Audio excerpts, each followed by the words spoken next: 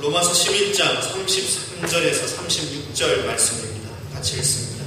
깊도다 하나님의 지혜와 지식의 유용함이 그의 판단은 측량치 못할 것이며 그의 길을 찾지 못할 것이로다. 누가 주의 마음을 알았느냐? 누가 그의 공사가 되었느냐? 누가 주께 먼저 드려져 갚으심을 받겠느냐? 이는 만물이 주에게서 나오고 주로 말미암고 주에게로 돌아가며 영광이 그에게 세세히 있으리로다. 아멘. 지난주에는 제가 새벽에 인도차 출타했고요. 그 전주에는 야외 예배를 드렸습니다. 그래서 주일날 예배 처소에서 함께 예배를 드리는 건 3주 만입니다. 그죠?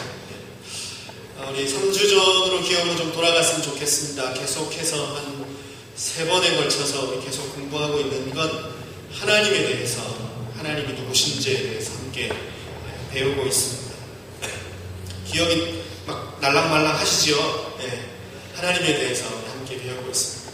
왜 하나님에 대해서 배워야 한다고 말씀드렸습니다. 요한 사도가 말했듯이 하나님과 그의 보내신 자 예수 그리스도를 아는 것, 하나님 아는 그것이 우리에게 뭐라고요?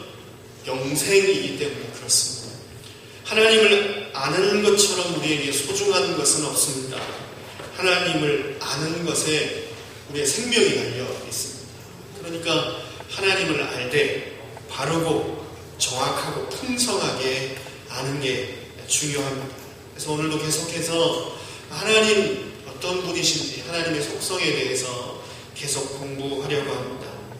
바라기는 지식이 늘어가는 시간이 안 되었으면 좋겠습니다. 지식이 늘어가는 시간 아니라 구원의 은혜를 새롭게 체험하는 그런 시간이 되기를 주님의 이름으로 축원드립니다. 3주 전에는 우리 삼위일체에 대해서 배웠습니다. 기억나시죠? 네. 어려운 말 자체가 벌써 어렵습니다. 삼위일체. 복잡하고 어려운 신학 원리를 배웠다. 이렇게 기억하지 않았으면 좋겠습니다. 저도 그런 것에 초점을 맞춰서 말씀을 나누지 않았습니다. 성부, 성자, 성령, 이 삼위 하나님께서 어떻게 동일한 능력으로, 동일한 사랑으로 우리에게 구원의 은혜를 베푸셨는지에 대해서 삼위일체라는 신학적인 교리를 통해서 함께 말씀을 나누었습니다.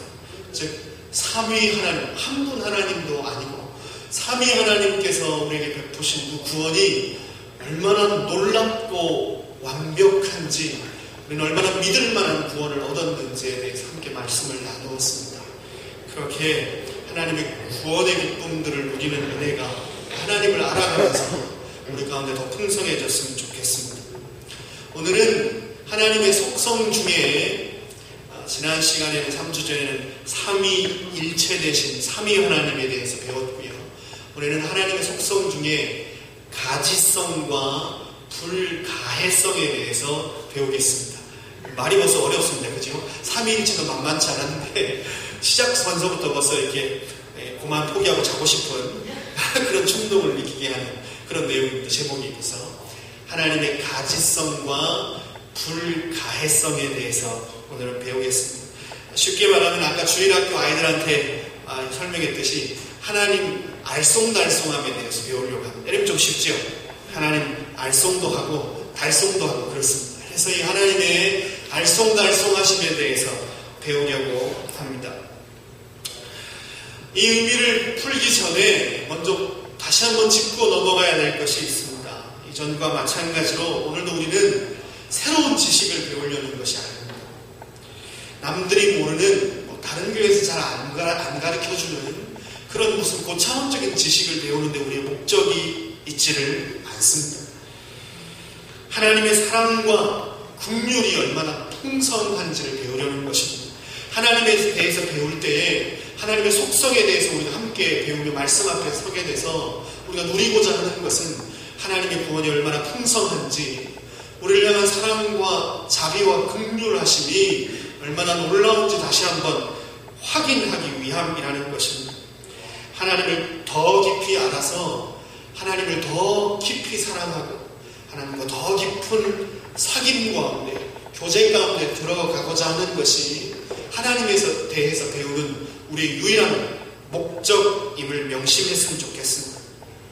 하나님을 아는 것이 영생이다 말씀드렸습니다. 그래서 하나님을 더 알므로 영생의 소망을 더 든든히 붙들기를 원하는 것입니다. 그런 의미로 오늘 하나님의 가지성과 불가해성에 대해서 공부를 하겠습니다. 하나님의 가지성이라는 말은 알 수 있다라는 것입니다. 가지, 알 수 있다라는 가하다, 아는 것이 가한 분이시다, 가지성을 가졌다. 하나님은, 우리는 비록 피조물이고 하나님은 창조주지만 하나님을 알 수 있다라는 의미가 가지성이라는 의미입니다. 반대로 불가해성은 하나님을 다 이해할 수는 없다는 것입니다. 이해하는 게 불가하다. 그래서 불가해성이다. 그렇게 부르는 것입니다. 풀어놓고 보면 별거 아닙니다. 그죠? 그냥 하나님 알쏭달쏭한 분이다. 뭐 이렇게 표현할 수도 있는데 그 뜻에 비해서 말이 더 복잡해 보입니다. 원래 신학자들이 하는 게 이런 겁니다. 괜히 복잡하게 만들어가지고 그런 게 올해 신학자들 하는 일이니까 냅두십시오. 그냥 그렇게 어렵게 살게. 하나님의 가지성, 하나님을 알 수 있다는 것과 그럼에도 불구하고 하나님을 다 이해할 수 없다는 하나님의 불가해성에 대해서, 하나님의 두 속성에 대해서 공부하려고 하는 것입니다. 가지성이라는 말은 하나님께서 주시는 계시를 통해서 우리가 하나님을 알 수 있다라는 것입니다. 이건 벌써 누차 몇 번 설명을 드렸으니까 이해하리라 여겨집니다. 우리는 하나님을 알 때 하나님께서 주시는 계시를 통해서 하나님을 알 수 있습니다. 이걸 하나님의 가지성이다라고 부릅니다. 불가해성이라는 것은 좀 더 풀자면 우리가 계시를 통해서 하나님을 알 수 있지만 하나님이 주시는 계시보다 크신 분이십니까? 작은 분이십니까? 계시보다 크신 분이 하나님이 자기를 우리에게 알려주시는데 우리에게 알려주신 것보다 하나님은 더 훨씬 크신 분이십니다. 그러니까 계시를 받아서 하나님을 알 수 있지만 그럼에도 불구하고 우리는 하나님을 다 이해할 수는 없습니다. 계시보다 크신 하나님이기 때문에 그렇습니다. 이게 하나님의 불가해성에 대한 설명입니다. 중세시대 교회가 타락했을 때에 교회가 생명을 잃어버리고 침체된 때가 있었습니다. 교회에 세워진 직분 신학자들이 하는 일들은 하나님의 말씀을 생명의 말씀으로 연구해서 생명력 있는 말씀을 교회에 공급하고 가르침으로 죽은 교회를 살려내는 게 신학자들, 말씀을 맡은 자들의 책임이었습니다. 그런데 교회가 영적으로 이렇게 암흑기를 겪고 있을 때 신학자들이, 말씀을 맡은 자들이 이 사명을 잘 감당하지를 못했습니다. 오히려 중세시대 신학자들은 사변적인 논의를 일삼았습니다. 이 사변이라는 말은 실제도 경험도 없이 순전히 생각 속에서만 판단하고 결론을 짓는 걸 의미합니다.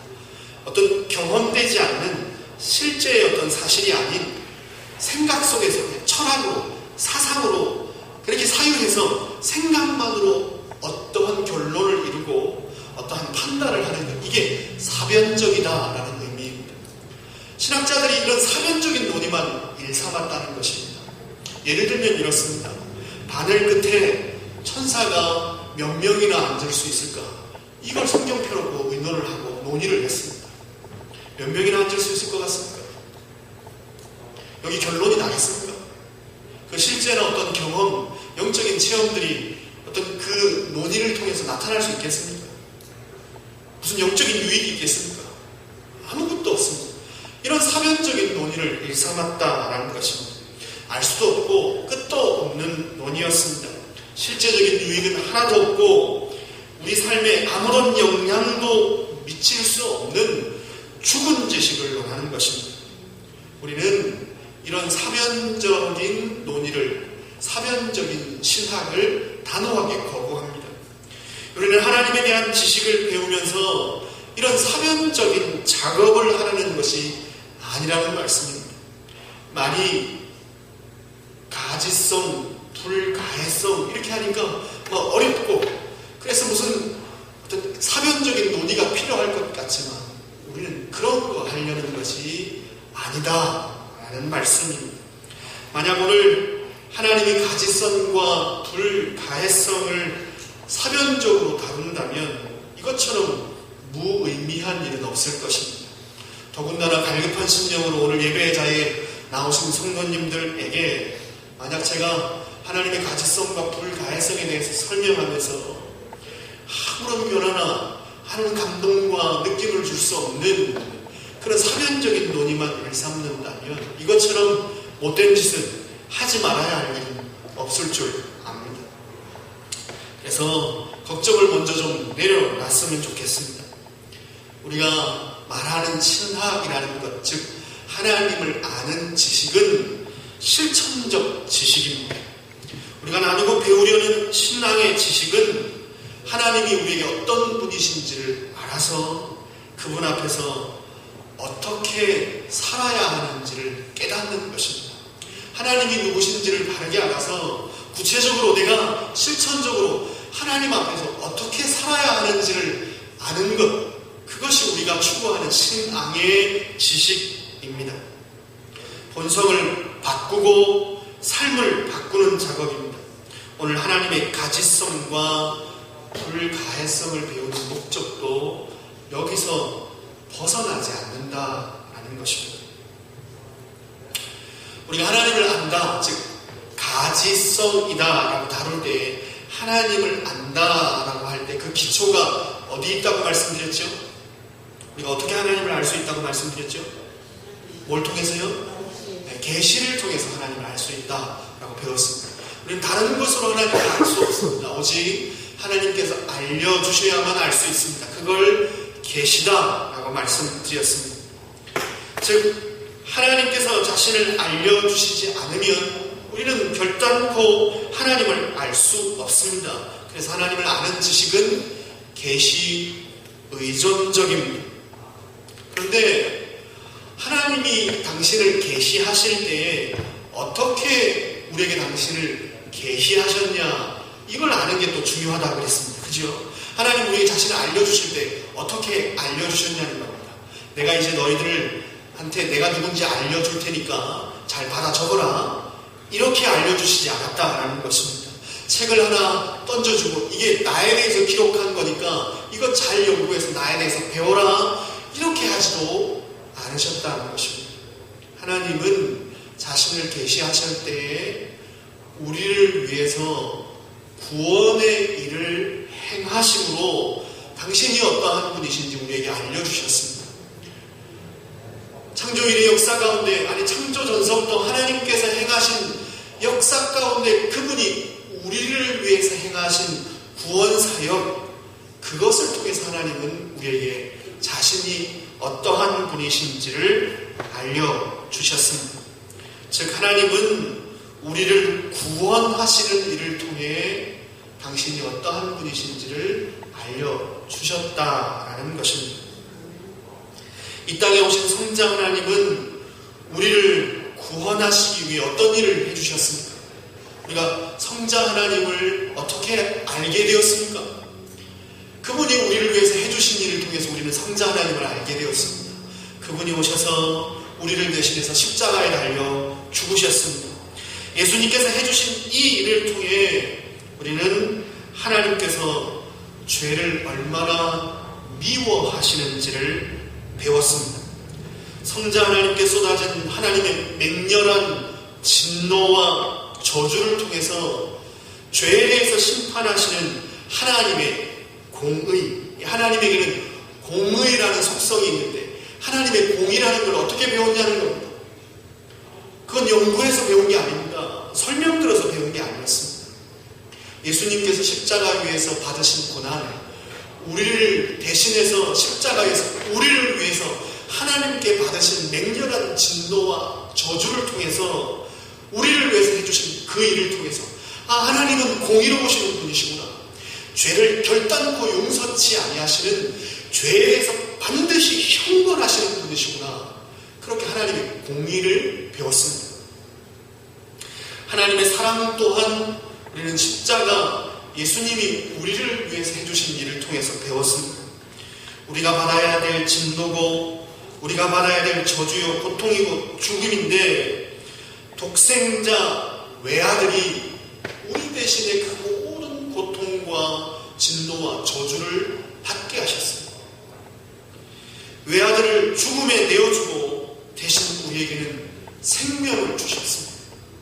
우리를 너무 사랑하셔서 우리에게 생명을 주시기 위해서 그분은 당신의 외아들을 죽음과 진노와 저주 가운데 내어주시고 대신 우리에게는 생명과 영원한 복을 허락하셨습니다.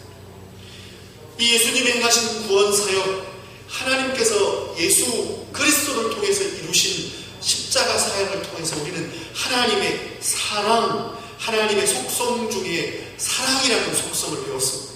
우리는 하나님이 어떠한 분이신지 배울 때에 하나님 나는 사랑이다 이렇게 하나님 설명하셔서 배운 게 아닙니다. 하나님께서 우리를 위해서 해주신 일, 그 아들을 통해서 베푸신 구원 사역을 통해서 하나님이 사랑이라는 것을 깨닫게 되었습니다. 우리의 신학, 하나님을 아는 지식은 이렇게 하나님께서 우리를 위해서 행해 주신 구원 사역을 통해서 세워집니다. 따라서 하나님의 구원을 경험한 우리에게 하나님의 공의, 하나님의 사랑과 같은 하나님의 속성은 죽은 지식일 수 없습니다. 죽은 지식이면 안 되는 겁니다. 우리가 그냥 죽은 지식을 논하는 사람들처럼 하나님의 사랑, 이걸 논할 수는 없습니다. 우리가 십자가 그 위에서 우리를 대신에 저주와 진노를 받으신 예수 그리스도를 모르는 사람처럼 하나님은 죄를 미워하시고 심판하시는 공의롭고 정의로운 분이시다. 그렇게 사면적으로 하나님의 정의를 논할 수는 없습니다. 왜냐하면 우리는 하나님의 구원 사역, 그것을 통해서 하나님의 공의, 하나님의 사랑과 같은 하나님의 속성을 배운 자들이기 때문에 그렇습니다. 아무런 감동을 못 주고 아무런 변화를 일으킬 수 없는 사변적 지식일 수 없다는 것입니다. 구원을 통해 하나님을 아는 우리에게 하나님을 아는 지식, 그것은 감격이고 감사요 생명 자체일 수밖에 없습니다. 하나님을 십자가를 통해서 배웠기 때문에 그렇습니다. 독생자 외아들을 내어주신 구원 사역을 통해서 우리는 하나님을 알게 되었습니다. 그래서 우리에게 하나님을 아는 지식이라는 것은 그냥 머릿속에 남아있는 사변적 지식일 수 없습니다. 그건 우리의 삶을 변화시키고 우리의 인격을 송두리째 뒤집어 놓는 살아 역사하는 생명의 말씀일 수밖에 없는 것입니다. 하나님의 지식은 우리에게 감격으로, 찬송으로, 감사로만 다루어질 수 있습니다. 행동 하나도 못 바꾸는 죽은 지식이 아닙니다. 새로운 창조물이 되어 새 생활을 하게 만드는 본성을 뒤집는 생명의 말씀인 것입니다. 따라서 우리는 찬송함으로만, 하나님을 높여드리는 송년으로만 하나님에 대한 지식을 말할 수 있습니다. 우리가 하나님은 어떤 분이시다라는 하나님의 지식을 말할 때는 어떤 자세로 말할 수밖에 없습니까? 감격으로, 감사로, 하나님께 대한 찬송과 영광으로만 그 하나님을 아는 지식을 말할 수 있는 것입니다. 사변적인 논의의 대상으로 하나님을 아는 지식을 우리는 다룰 수 없는 자들입니다. 그 하나님의 아는 지식, 그것이 우리에게 생명의 구원이었기 때문에 그렇습니다. 눈물이 마른 몸이 건조한 지식이라는 것은 우리에게 있을 수 없다는 말씀입니다. 하나님을 알면 알수록 우리에게는 반드시 감사와 찬송이 넘쳐나게 되어 있습니다. 우리는 찬송 안에서만 하나님 아는 지식을 말할 수 있습니다. 우리는 감사하고 찬양하며 하나님을 안다 말할 수 있습니다. 이것이 우리가 가르치고 배우려는 하나님의 한 속성, 하나님의 가지성입니다. 가지성. 우리는 피조물에 불과하고 하나님은 창조주이십니다. 그러나 우리는 계시를 통해 감히 하나님을 알 수 있습니다. 그것도 삼위 하나님께서 우리를 위해 베푸신 구원 사역을 통해 감격 가운데 하나님을 알 수 있는 것입니다. 감사와 찬송으로 하나님을 아는 지식을 고백할 수 있습니다. 그게 우리가 하나님을 안다라고 할 때 하나님의 가지성이 가지는 의미입니다. 이해하시겠죠? 네. 우리에게 죽은 신앙 이런 거 없습니다. 우리 삶을 바꾸지 않는 눈물이 많은 감동과 감사가 없는 하나님을 아는 지식 이런 건 존재할 수 없다라는 것입니다.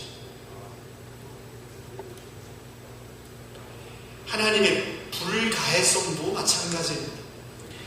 하나님의 가지성을 고백하듯이 하나님의 불가해성도 동일하게 고백되어야 합니다. 하나님을 안다, 즉 하나님을 안다는 게 뭡니까? 오늘 어려운 말로 표현하면 가지성이죠.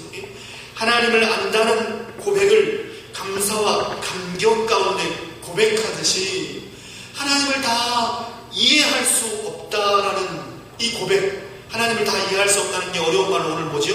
불가해성. 이것도 어떻게 고백해야 된다고요? 하나님 잘 모르겠어. 공부해보니까 너무 어려워. 이렇게 고백하면 된다는 거예요? 안 된다는 거예요? 안 된다는 거예요. 하나님을 다 이해할 수 없다는 이 고백도 감사와 찬양 중에 고백해야 한다는 것입니다. 불가해성이란 우리가 하나님에 대해서 모든 것을 이해할 수 없다는 뜻이다. 그렇게 앞서 설명드렸습니다.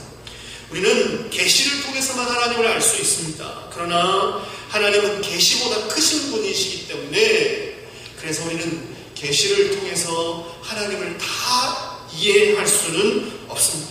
이것이 불가해성에 대한 설명입니다. 하나님의 불가해성은 교회 역사 가운데 자연 계시와 항상 관련돼서 설명되어졌습니다. 이 자연 계시와 관련돼서 항상 다루어진 아주 중요한 신학의 내용이 하나님의 불가해성입니다. 그래서 자연 계시도 다루고 자연 계시로부터 발전한 자연 신학이라는 것도 다루어야 합니다. 원래는 설명을 제대로 드리려면. 그렇지만 이것까지 하면 아마 오늘 굉장히 머리가 힘들어질 겁니다. 그죠? 시간도 좀 부족하고요. 그래서 이건 아쉽지만 좀 생략하고 다음 기회로 미루겠습니다. 우리가 믿고 따르는 바른 가르침만 간단하게 언급한다면 이렇습니다. 우리는 오직 성경의 빛 아래서만 하나님의 불가해성을 이해할 수 있다고 믿습니다.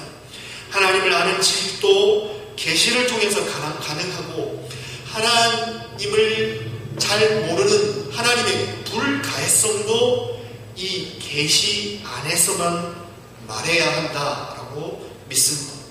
계시 밖에서 불가해성을 말하면 안 된다는 것입니다. 굉장히 어렵죠. 저도 암만 이게 쉽게 설명하려고 쓰려고 했는데 쉽게 설명을 몇 번 거쳐 썼는데도 진짜 어렵습니다. 쉽게 한번 풀어보겠습니다. 쉽게 말하면 이렇습니다. 감사와 찬송 가운데 고백되는 하나님의 불가해성이 아니면 우리에게는 아무런 의미가 없다는 것입니다.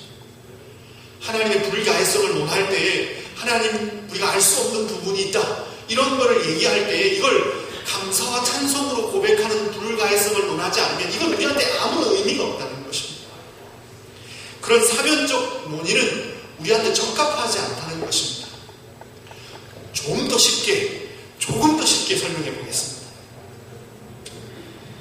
제가 고등학교 다닐 때 밤에 이제 야간 자율학습을 10시에 딱 마치면 집으로 돌아가면서 교회를 꼭 들렸습니다. 밤 10시쯤 학교를 마치고 10시 반쯤 교회에 도착해서 11시 넘게까지 그렇게 기도하고 하나님의 사랑을 묵상하고 그렇게 하나님과 교제하는 시간들을 가졌습니다. 늦은 시간이고 피곤했지만 저에겐 그 시간이 너무 좋았습니다. 그때 하나님의 첫사랑을 경험하고 하나님을 이렇게 배워가는 그런 시기였기 때문에 그렇습니다. 기도를 하면서 하나님의 사랑을 묵상하고 감격하고 눈물로 감사하는 시간을 가졌습니다. 하나님이 나를 사랑하신다는 사실이 깨달아지고 그 하나님 사랑이 파도처럼 심령 가운데 밀려오면 기도하다가 하나님 앞에 이렇게 고백했던 기억이 있습니다. 하나님, 왜 날 사랑하십니까?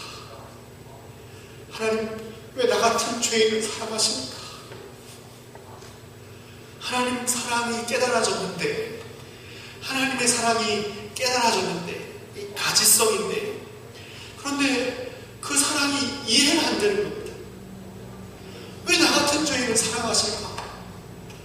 하나님 앞에 해드린 것도 없고, 돌아보면 부끄러운 것밖에 없고, 내세울 것도 아무것도 없는 나 같은 죄인을 하나님 왜 사랑하시는지 이해할 수가 없었습니다. 불가했습니다. 그래서 하나님 앞에 고백했습니다. 하나님, 왜 날 사랑하십니까? 나 같은 죄인 하나님 왜 사랑하세요? 왜 사랑하세요? 그렇게 찬송하며 눈물로 고백했던 기억이 있습니다. 우리는 이렇게 하나님의 불가해성을 말해야 한다는 것입니다. 측량할 수 없는 하나님의 사랑에 감격해서 하나님의 사랑, 긍휼과 자비, 그 하나님의 품성을 이해할 수 없다고 말하는 것입니다. 하나님, 내 좁디좁은 가슴으로 내 작은 머리로는 그 측량할 수 없는 하나님의 사랑을 이해할 수가 없습니다. 왜 날 사랑하십니까? 그렇게 사랑으로, 감격으로, 감사로 고백해야 하는 것이 하나님의 불가해성입니다. 하늘을 두루마리 삼고 바다를 목물 삼아도 하나님의 사랑을 다 기록할 수 없습니다. 그 찬양의 고백처럼 하나님의 불가해성을 말하는 것이 바른 신학입니다. 죽은 신학이 아닌 우리를 살리는 생명을 얻는 신학은 이렇게 감사와 찬송으로 알 수 없는 하나님에 대한 사랑을 고백해야 하는 것입니다. 오늘 본문에서도 바울은 하나님의 불가해성을 이렇게 고백하고 있습니다. 그는 복음을 받아들이지 않고 배척하는 이스라엘 백성들의 불순종이 어떻게 하나님의 섭리 안에서 역사했는지를 설명합니다. 이스라엘 백성들이 불순종함으로 말미암아 이스라엘 백성들에게 전달했던 생명의 말씀이 이방인들에게도 전달되어져서 이방인들이 구원에 이르게 되었다라고 하나님의 섭리, 하나님의 인도하심에 대해서 말합니다. 이것이 이방인을 구원하는 하나님의 측량할 수 없는 지혜다 선포합니다. 그리고 하나님의 은사와 부르심에는 후회하심이 없기 때문에 이스라엘 백성을 포기하지 않으셨다. 이스라엘 백성이 불순종해서 그 은혜의 말씀이 이방인들에게 전달돼서 이방인들이 구원받았지만 하나님의 부르심과 하나님의 그 계획에 후회하심이 없으니까, 하나님의 은사와 부르심에는 후회하심이 없으니까 이스라엘 백성들을 향한 하나님의 구원 계획은 변개치 않는다라고 말합니다. 그래서 불순종하던 이방인에게 베푼 긍휼을 불순종하는 이스라엘 백성들에게도 베푸실 것이다 라고 말하고 있습니다.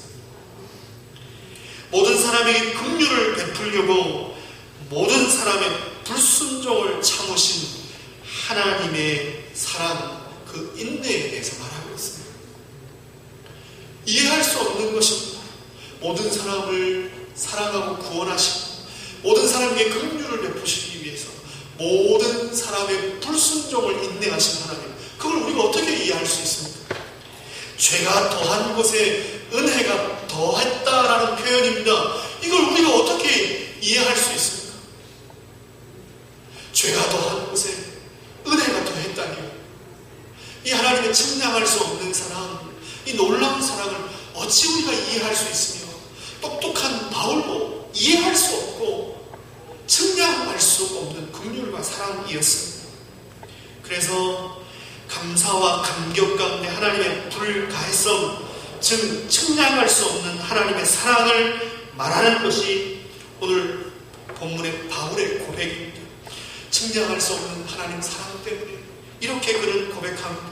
깊도다 하나님의 지혜와 지식에 부요하며 그의 판단은 측량치 못할 것이며 그의 길은 찾지 못할 것이로다. 누가 주의 마음을 알겠느냐? 누가 그의 모사가 되었느냐? 누가 주께 먼저 드려서 갚으심을 받겠느냐? 이는 만물이 주에게서 나오고 주로 말미암고 주에게로 돌아갑니다. 영광이 그에게 세세에 있으리로다. 아멘. 영광이 그에게 세세에 있으리로다. 아멘. 하나님은 측량할 수 없는 사람, 도무지 이해할 수 없는 그 사랑 앞에서 하나님만 영광 받으십시오. 하나님만 찬송 받으십시오. 그것이 하나님의 불가해성을 말하는 사도 바울의 고백이고 그의 신학이었습니다. 하나님의 불가해성은 바울의 고백처럼 다루어야 합니다. 이해가 불가능한 구원의 지혜와 측량할 수 없는 사랑에 감격해서 감사와 찬송으로 고백되는 것이 바로 하나님의 불가해성이라는 것입니다. 제가 청년일 때 교회 청년부에서 저를 가르쳐 주셨던 부목사님이 신학대학원에서 교의학을 가르쳤던 유해무 교수님이셨습니다. 저한테는 굉장한 기회고 복이었습니다. 대학부 담당 교육자 부목사님이 대학원 교의학 교수님이었으니까 저한테는 굉장한 복이었죠. 제가 좋은 제자는 아니었지만 교수님한테 많은 영향과 도움을 받았습니다. 그래서 지금도 참 감사한 기억으로 제 마음에 간직하고 있습니다. 유해무 교수님이 하나님의 불가해성을 이렇게 설명합니다. 한번 들어보십시오. 구원 밖에서, 구원의 은혜 밖에서 하나님의 불가해성을 말하는 것은 사변이고 철학이다. 하나님의 은혜로 이 쓸데없는 자 왜 구속하여 주는지 난 알 수 없도다. 이게 뭔가? 불가해성이죠. 하나님의 은혜로 이 쓸데없는 자 왜 구속해 주는지 그 사랑은 난 도저히 알 수가 없구나. 그리고 이 찬송에는 늘 돌보아 주실 것을 나는 확실히 아네라는 후렴이 있습니다. 그죠? 하나님의 불가해성을 노래하면서 동일하게 하나님의 사랑을 확신하는 가지성을 동일하게 말하고 있습니다. 하나님을 확실히 알면 알수록 하나님의 불가해성을 찬송할 수밖에 없다는 것입니다. 기가 막힌 해석이죠. 제가 그 밑에서 배웠다는 게 얼마나 영광스럽고 감사한 일인지. 그래서 오늘 함께 이 찬양을 설교 전에 불렀습니다. 하나님의 은혜로 이 쓸데없는 자 왜 구속하여 주는지 난 알 수 없도다. 그럼에도 불구하고 하나 확실하게 붙들고 내가 알고 있는 것은 하나님의 은혜가 늘 날 돌보아 주실 것을 나는 확실히 아네. 하나님의 가지성, 하나님의 불가해성을 이렇게 감사와 감격과 찬송으로만 말해줄 수 있습니다. 하나님의 가지성 그리고 불가해성은 죽은 신학 이론으로 다루어질 내용이 아닙니다. 우리의 입술에서 감사와 찬송의 고백으로 하나님께 올려져야 합니다. 예수님이 행하신 구원 사역, 즉 그 계시를 통해 우리는 하나님을 알고 체험합니다. 주와 함께 죽고 주와 함께 사는 연합의 신비를 경험하고 하나님을 더 깊이 알게 됩니다. 그런데 알면 알수록 이해할 수 없는 하나님 사랑 때문에 감격하게 되는 것입니다. 나 같은 죄인 위해서 예비하고 베푸신 사랑이 너무 커서 감당할 수 없어서 측량할 수 없어서 눈물로 찬송하며 고백합니다. 왜 날 사랑하십니까 하나님? 왜 나 같은 죄인 위해서 그 많은 대가를 치르시고 아들을 주셨습니까? 왜 날 사랑하십니까? 고백하게 되는 것입니다. 하나님의 속성, 가지성과 불가해성을 감사와 찬송으로 감격으로 고백하는 은혜가 있기를 주님의 이름으로 축원드립니다.